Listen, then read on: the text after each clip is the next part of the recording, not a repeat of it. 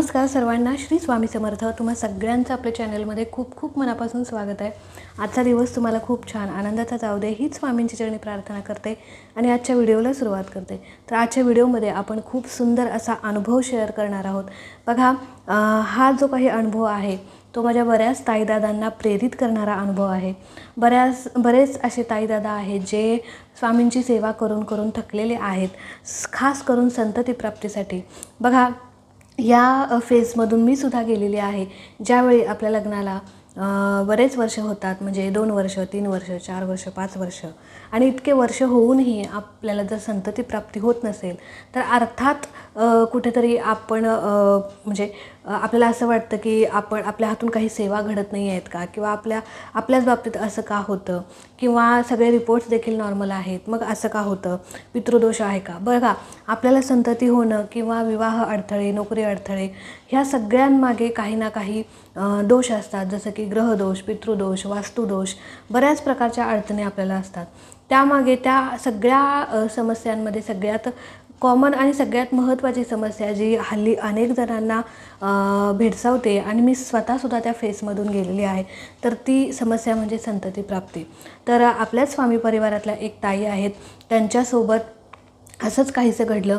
तर हा अनुभव जो आहे तो नक्की बघा, म्हणजे नक्की ऐका। जर तुम्हालासुद्धा असं वाटत असेल की इतकी सेवा करून देखील मला स्वामींचा अनुभव येत नाही आहे, प्रचिती येत नाही आहे, तर हा अनुभव तुम्ही नक्की ऐका। तर बघा, ह्या ताई ज्या आहेत त्या ताईंचं नाव आहे रुपाली। तर रुपाली ताईंचा हा अनुभव आहे। बरेच वर्ष झाले ताईंच्या लग्नाला, म्हणजे एक 6-7 वर्ष झाली होती ताईंच्या लग्नाला, तरी पण संतती प्राप्ती होत नव्हती। बरेच दवाखाने केले, म्हणतो ना की आपण बघा, असं वाटतं की देव खूप परीक्षा बघतो, चांगल्या लोकांची खूप परीक्षा बघत असतो, पण त्यांची साथ कधी सोडत नाही। आणि वाईट लोकांना देव भरभरून देतो, पण त्यांच्यासोबत कधी देव नसतो, एवढं लक्षात द्या। म्हणून आपल्यासोबत देवाची साथ असणं खूप महत्त्वाचं असतं। भले देव आपली परीक्षा कितीही घेऊ दे, पण त्या परीक्षेत खरं उतरणं हे आपलं काम असतं, सेवा करत राहणं हे आपलं काम असतं। आणि ह्या ताईसुद्धा अशाच होत्या। तर बघा, ह्या ताई ज्या आहेत त्या ताईंचं नाव रुपाली आहे। मी मगाशी पण सांगितलं, रुपाली ताईंचा हा अनुभव आहे, खूप सुंदर अनुभव आहे, म्हणून मला आज तुमच्यासोबत शेअर करावासा वाटला। तर या ताईंच्या लग्नाला म्हणजे 6-7 वर्ष झाली होती आणि बरेच वर्ष होऊनही त्यांना संतती प्राप्ती होत नव्हती। मग रिपोर्ट वगैरे सगळं नॉर्मल होतं, मिस्टरांच्यामध्येही काही प्रॉब्लेम नव्हता, या ताईंच्यामध्ये सुद्धा काही मेडिकल प्रॉब्लेम नव्हता, सगळं चांगलं होतं। सगळे ठिकाणी चौकशी केली, म्हणजे आपल्याला एक सवय असते बघा, आपण बरेच दवाखाने पण त्यांचे चालू होते, पण दवाखान्यांनाही म्हणजे औषधोपचारांनाही काही औषधोपचारसुद्धा त्या ताईंना लागू पडत नव्हते, काहीच होत नव्हतं। तर असं होतं बघा की आपण दवाखाने वगैरे करत असतो, पण आपल्याला अशी सवय असते, इकडे विचारून बघू, तिकडे विचारून बघू, इकडे बुवा बाबा किंवा असे म्हणतो ना की आपण पुजारी वगैरे असं गुरुजी लोकांना विचारून बघू, काही दोष आहे का बघू। तर हे सगळं ताईंचं चालू होतं। कोणी सांगितलं की इकडे जाऊ नये, तिथे गुण येतो, ह्या बाबांना विचार, तिकडे गुण येतो, अशा प्रकारे सगळीकडे जाऊन ताई आल्या होत्या, सगळीकडे विचारपूस केली होती। जे सांगतील ते ताई त्या करत होत्या। पण हे सगळं करत असतानासुद्धा ताई स्वामींची सेवा देखील करत होत्या आणि ताईंच्या मनात एक विश्वास होता की कितीही काय झालं तरी माझे स्वामी मला कधीही धोका देणार नाहीत, किंवा माझ्या सेवेचा कधीही मला म्हणजे म्हणतो ना की मी मनापासून सेवा केलेली आहे आणि मला त्याचं फळ मिळणारच, भले उशिराने मिळेल पण मला मिळणार, असा एक ठाम विश्वास ताईंच्या मनामध्ये होता। आणि तो विश्वासच ताईंना म्हणतो ना की खूप काही देऊन गेला, अपेक्षेपेक्षा जास्त देऊन गेला। तर म्हणून म्हणते, आपण विश्वास स्वामींच्यावरती ठेवायचा। आपले स्वामी आहेत ना, खूप निराळे आहेत, त्यांना भक्तांची परीक्षा बघायला खूप आवडतं आणि म्हणून त्या परीक्षेमध्ये आपण खरं उतरणं हे खूप महत्त्वाचं आहे। तर ताईंच्या घरात ना असं होतं की सासू होते, सासरे होते, मिस्टर। तर एका पॉईंटला असं होतं की शेजारी पाजारी लोक अशा चर्चा करतात की इतके वर्ष लग्नाला झाली तरी पण अजून मूलबाळ नाही, हिच्या मागणं काही जणांची लग्न झाली तरी त्यांना मुलं बाळ 2-2 मुलं झाली तरी हिला अजून नाही, असं म्हणजे चर्चा। आता हल्ली लोक ना काही कशाचा पण भाव करतील, म्हणजे अशा चर्चा होत असतात। तुम्हीसुद्धा या गोष्टीला कधी कधी बळी पडत असाल, तुमच्यासोबतसुद्धा या गोष्टी घडत असतील, आपल्या प्रत्येकाच्या बाबतीत या गोष्टी घडतात। तर माझ्या बाबतीत सुद्धा ही गोष्ट घडलेली आहे, मी फ्रँकली सांगते. तर पण म्हणतो ना की आपण जो देवावरती विश्वास आहे ना, तो कधी ढळू द्यायचा नाही. आणि मी ही कायम प्रत्येक व्हिडिओमध्ये सांगत असते की तुम्ही सेवा करत राहा. सेवेचा मेवा कधी ना कधी मिळतो, थोडा उशिरा मिळेल पण उत्तमच मिळेल, यात काही शंका नाही. तर ताईंनी ना किती म्हणजे ताईंच्या घरामध्ये सासूबाई वगैरे असे बाहेर चर्चा वगैरे सुरू झाल्या. मग ताईंच्या सासूबाई ज्या होत्या त्या अशा म्हणजे टोमणे वगैरे मारायच्या किंवा मिस्टर पण हळूहळू पहिले 2-3 वर्ष मिस्टर पण ताईंना साथ द्यायचे की असू दे आपण बघू होईल वगैरे असं ताईंच्या सोबत होते. पण थोडे दिवस झाल्यानंतर 3 वर्ष 4 वर्षानंतर ताईंचे मिस्टर देखील असे म्हणजे त्यांच्या अगेन्स्ट बोलायला लागले की तुझ्यामुळेच होतं आहे, तुझ्यातच काहीतरी कमी असेल किंवा असं तसं. जसं बाहेरचे लोक बोलायला लागले तसे घरातसुद्धा ताईंना घरातले लोक त्रास द्यायला लागले की एका पॉईंटला म्हणजे ताईच्या सासूबाई वगैरे म्हटलं की या मुलाचं दुसरं लग्न करूया, ह्या पॉईंटपर्यंत घरात चर्चा सुरू झाल्या. तर त्यावेळी ताई अजिबात खचून गेल्या नाहीत. भले त्यांना आतल्या आत म्हणजे वाईट वाटत होतं की खरंच माझ्यामध्ये कुठे कमी आहे का. सतत त्या रडायच्या महाराजांसमोर. त्या कुणाशीही दुःख शेअर करत नव्हत्या. फक्त महाराजांच्या समोर बसायच्या, केंद्रात जायच्या आणि केंद्रात ताई कधी कधी जायच्या. घरात स्वामींची सेवा रोज करायच्या, नित्यसेवा असेल किंवा पारायण असतील, ह्या सगळ्या सेवा ताई करायच्या. केंद्रात कधीतरी जायच्या, कारण त्यांच्या जवळपास केंद्र नव्हतं, त्यामुळे केंद्रात कधीतरी त्या जायच्या.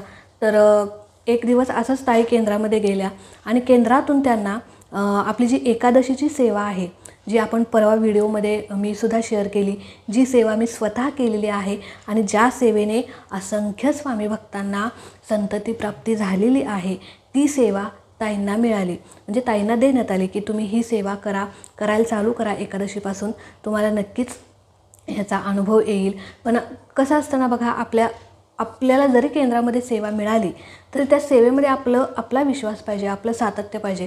तर ती सेवा कशी होती त्याचा म्हणजे सेवा कशी होती की पहिल्या दिवशी दोघांनी सेवा करायची. तिथून पुढे 40 दिवस एकट्याने केले तरी चालेल. पण ताईंचे मिस्टर इतके म्हणजे बदलले होते की त्या ताईंसोबत कुठलीच गोष्ट करायला ते तयार नव्हते. सेवा वगैरे ताई म्हणत होत्या की आपण ही सेवा करूया, पहिल्या दिवशी तुम्ही माझ्यासोबत सेवेला.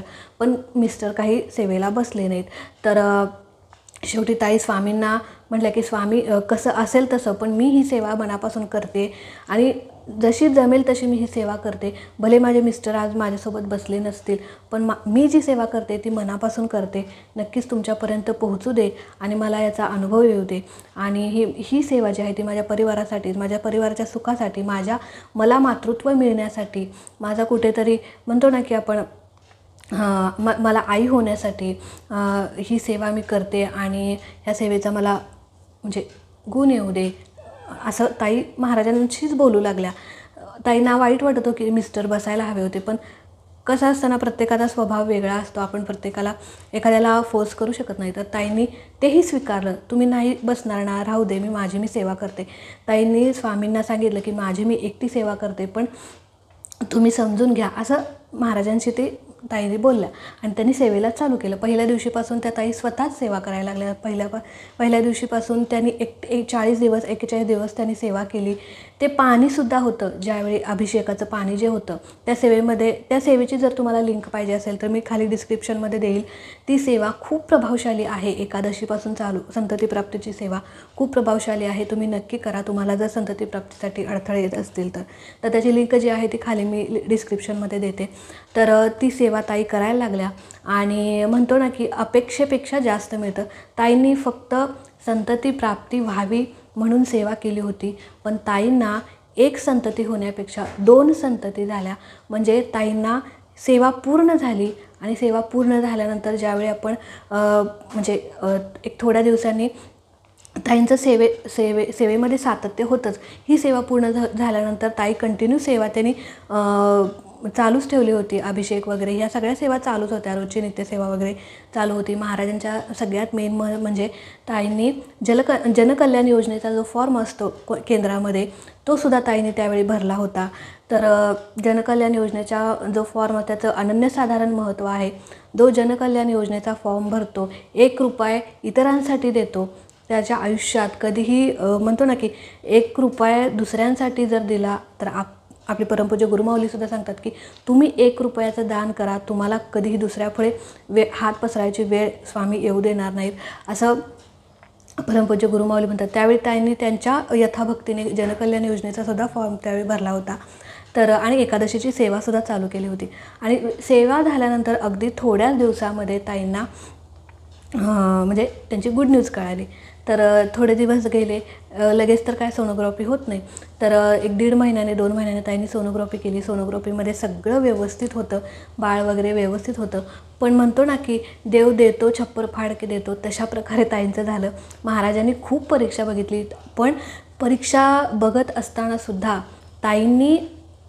ताईंचं महत्त्वाचं काय की ताईंनी जो महाराजांच्यावर विश्वास ठेवला होता तो कधीही त्यांनी ढळू दिला नाही, किंवा कधीही ताईंच्या मनात आलं नाही की माझं म्हणजे मी इतकी सेवा करते आणि माझ्यासोबत असं का घडतं आहे, असं कधीही ताईंच्या मनामध्ये आलं नाही. ताई नेहमी असाच विचार करायच्या की मी जी सेवा करते ना त्याचा मेवा मला मिळणार, थोडा उशीर मिळेल पण नक्की मिळेल, स्वामी माझ्यासोबत आहेत आणि माझी सध्या परीक्षा चालू आहे आणि त्या परीक्षेमध्ये मी खरी उतरणार, असं ताई स्वतःला सांगायच्या. स्वतःमध्ये एक आत्मविश्वास निर्माण करायचा. आणि ज्यावेळी असा आत्मविश्वास निर्माण व्हायचा त्यावेळी ताई अधिक म्हणजे हिमतीने आणि आणखीन सेवा करायला लागायच्या. तर त्या सोनोग्राफी वगैरे झाल्यानंतर ताईंना असं कळालं की त्यांना जुळी मुलं होणार आहेत. तर एकाची ताईंनी अपेक्षा केली होती, पण महाराजांनी 2 संतान त्यांच्या पदरामध्ये टाकले आणि 1 मुलगा आणि 1 मुलगी असं ताईंना अपत्य प्राप्त झालं, संतान प्राप्ती झाली. आणि दोन्हीही बाळं इतकी सुंदर आणि म्हणजे निरोगी होती, कोणतंही व्यंग नव्हतं, काही नव्हतं. अगदी छान ताईंची डिलिव्हरी झाली, सुखरूप झाली. आणि घरातलं जे काही वातावरण होतं ते सुद्धा पूर्ववत झालं. मिस्टर चांगले वागायला लागले आणि ताईंच्या सासूबाई वगैरे होत्या त्याही चांगलं वागायला, घरात सगळं वातावरण चांगलं झालं. अगदी सुखासमाधानाचा संसार परत सुरू झाला. पण ताईंचा जो काही परीक्षेचा काळ होता ना तो खूप वेगळा होता. ह्या ताईंच्याकडून काय शिकलं पाहिजे की कितीही आपल्या आयुष्यामध्ये संकट आली, आपल्यासोबतचे जरी लोक आपल्यासोबत नसले तरी महाराज आपल्यासोबत आहेत हे आपण ध्यानात ठेवायचं. बघा त्या ताईंच्या आयुष्यामध्ये ते 6-7 वर्षाचा जो काळ होता तो काळ अत्यंत वाईट होता. म्हणजे एका पॉईंटला बाहेरची लोक चर्चा करत होते, एका पॉईंटला घरातले सासू सासरे वाईट बोलायला लागले, टोमणे मारायला लागले, नवरा टोमणे मारायला लागला किंवा नको ते बोलायला लागला. शेवटी म्हणजे दुसरं लग्न करण्या इतपत त्यांच्या घरामध्ये चर्चा व्हायला लागली.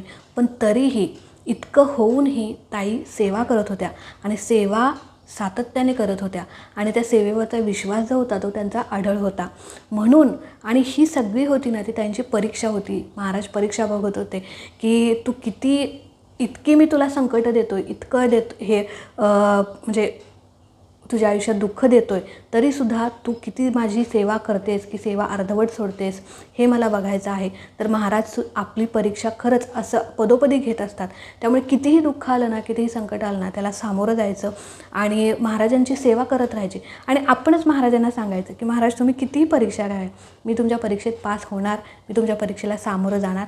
आणि हेच या ताईंच्याकडून शिकायचं आहे आपल्याला. आणि म्हणूनच मला हा अनुभव तुमच्यासोबत शेअर करावासा वाटला की अजूनही काही असे मला बऱ्याच कमेंट्स येतात की ताई आमच्या लग्नाला इतके वर्ष झाली तरीही संततीने आम्ही सेवा करतो पण तरी आम्हाला अनुभव येत नाही. पण म्हणून मी आज हा अनुभव तुमच्यासोबत शेअर केला. बघा ताईंनी खूप दुःख सोसलं, टोमणे सोसले, पण सेवा सोडली नाही. आणि त्या सेवेचं फळ महाराजांनी त्यांचे भोग संपल्यानंतरच दिले. बघा प्रत्येकाचे भोग प्रत्येकाला भोगायचेच आहेत. तुमचा भोग तुम्हाला भोगायचा आहे आणि भोग त्यावेळीच कमी होत असतो ज्यावेळी आपल्या हातून सेवा घडत असते. सेवेनेच आपल्याला भोग आपले कमी करता येतात. आणि हे भोग काही या जन्मीचे नसतात, गेल्या जन्मीचे, त्याच्या गेल्या जन्मीचे, जन्मजन्मांतरीचे भोग हे असतात. त्यामुळे महाराजांच्या सेवेत सातत्य असणं खूप महत्त्वाचं आहे. एकदा आपला भोग संपला की नक्कीच आपल्याला महाराज आपल्या कर्मात आपल्या सेवेचं फळ देत असतात. तर हा आजचा अनुभव तुम्हाला कसा वाटला? आणि ताईंना म्हणतो ना की एक मागितलं पण 2 महाराजांनी त्यांना अपत्य दिली आणि ताईंच्या जीवनातला जो अनुभव आहे तो द्विगुणित केला. अपेक्षेपेक्षा जास्त महाराजांनी त्यांना दिलं. तर हा अनुभव अतिशय सुंदर मला वाटला आणि प्रत्येकाला प्रेरित करेल असा वाटला, म्हणून मी आज तुमच्यासोबत शेअर केला. तर आजचा अनुभव तुम्हाला कसा वाटला नक्कीच सांगा. आवडला असेल तर नक्कीच लाईक करा, शेअर करा. चॅनलवरती आपल्या नवीन असाल तर चॅनलला सबस्क्राईब नक्की करा. भेटूया अशाच एका नवीन व्हिडिओसोबत, नवीन सेवेसोबत. तोपर्यंत खुश राहा, आनंदी राहा आणि सगळ्यात महत्त्वाचं स्वामींची सेवा करत राहा. श्री स्वामी समर्थ.